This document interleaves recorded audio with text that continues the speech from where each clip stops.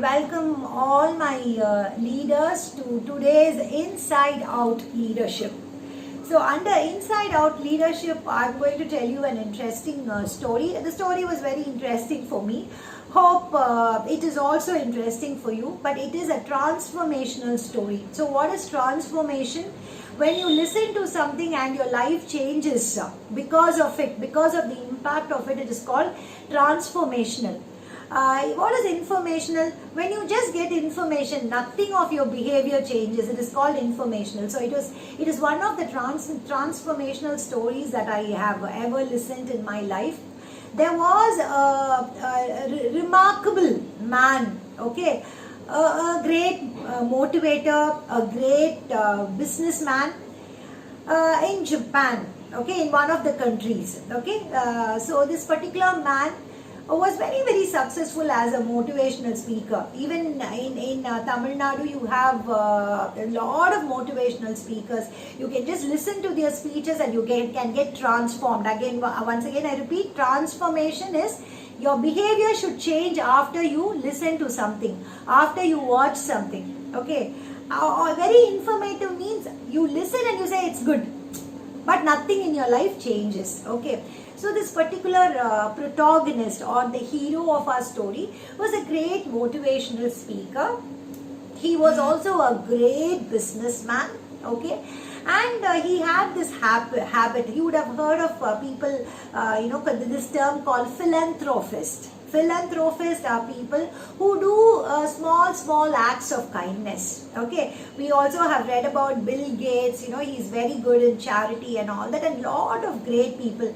You also have this Agaram Foundation, by Surya and his family and all that. So there are people who have attained a particular stage in their life, after which they feel real happiness is not just making yourself happy, okay, it is making others happy. Like that, what this man thought is that now I am very successful. Every time he gave a motivational speech on the stage, people literally clung on his lips. You know what is clinging on somebody's lips? People are so glued onto them, they don't look at anything at all. They just very attentively look at him or her.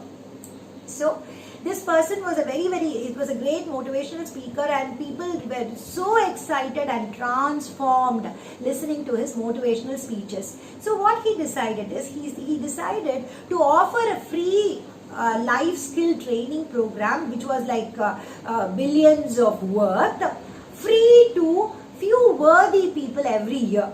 So he used to announce that he is going to take a person, not many people, okay, take one worthy person and give him leadership skills and train him like him as a great motivational speaker, very successful in life. But it all had a cost. It was absolutely free, but there was a cost. They had to be put through a test. So people, whoever emerged victorious at the end of the test, were offered this 1-year training program where they could stay with this great man, listen to him, watch him, observe him and all that. So this time 3 men were selected.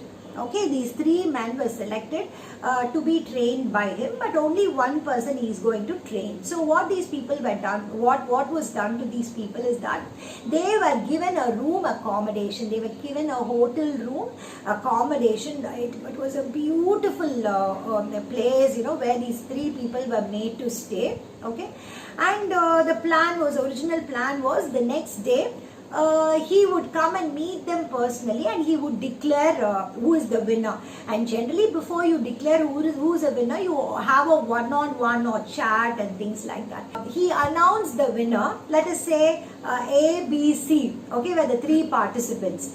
So he said the third person, the C, is the winner. He first declared the result.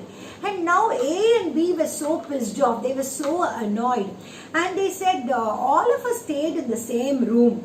And now look at this guy is declared a winner. We don't know why he is declared a winner.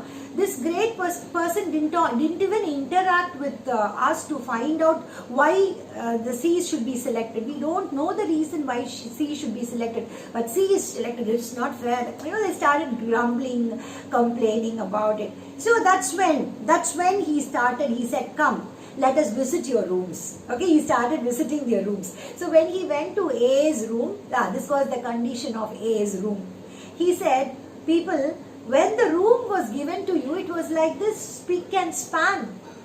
But the condition that you have left the room with right now shows your self-discipline.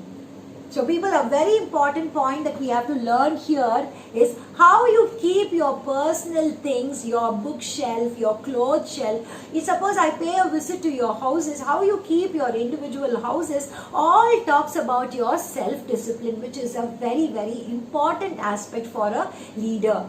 If you cannot keep your reports correctly, if you can't do your assignments on time, if you cannot keep your environment neat, if you cannot keep your documents properly documented, if your house, is it your house or your parents' house? Because sometimes, the clothes are not folded, the house is in a real mess because you think it's your parents' house and not your house. Okay, so he said the first point in leadership is self-discipline. If you are not disciplined, how will you teach others discipline? And without discipline, starting from, going to bed early, getting up early, saying your prayer, neatness, to-do list, being organized, all this has got to do with your discipline. And that is, something that we learned under the discipline checklist. Okay, so here he said, if you don't have self-discipline, the first quality of a leader itself is lost. You cannot be a leader if you cannot keep your things organized, if you cannot keep your time organized. Okay, now they went to the second B. Okay, now the B was thinking in his mind, okay, A had his room all messed up, but my room was very neat. Why wasn't I selected? Okay, his room was neat. So he now addressed the second man. He said, yes, of course, you might think you have kept your room so neat, all things are in order, why I didn't still select you. Actually, what happened is, people, when these three people were given three different rooms, this particular motivational speaker had instructed his secretary to turn the waters off in all the bathrooms. Okay, so literally when they went into their rooms and they tried to make use of the taps, they make use of the water, there was no water at all. So what happened is, A and B, the characters A and B, immediately they made a call. And they said, oh, there is no water in our bathroom, please attend to it immediately. But actually what the C did is, he found out why there was no water supply. All that was done was the main tap was closed, which was just on top of it. So he solved his own problem. He made no issues, no complaints about anything. He found out the solution for himself. So the third point that was mentioned by him is that a leader does not look for solutions outside him. He knows and he believes his solutions lie inside him. So that is exactly the reason why the third guy, the C, was selected. So it is high time right now, people, to ask ourselves a simple question to go by this story. Do we have self-discipline in our life? And what is self-discipline? I have a few quotes for you here. Self-disciplined people are more successful, healthier and happier in life. Who does not want to be successful in life? Answer me. Who does not want to be healthy in life? Who does not want to be happy in life? But only self-disciplined people can be successful, can be healthy, can be happy in life. So that is one very important thing I want you to know about self-discipline. Another quote about self-discipline is the number one delineating factor between the rich, the middle class and the poor. Okay, so you are, you are rich. Mostly people are rich, by their self-discipline. A rich person, you go and see how beautifully he plans his time. You go and see how beautifully he takes care of his health. Because if he is not going to do all that, he is not going to be successful at the end of the day. You got it? And the third quote about self-discipline is that motivation gets you going, but discipline keeps you growing. Once again, I repeat.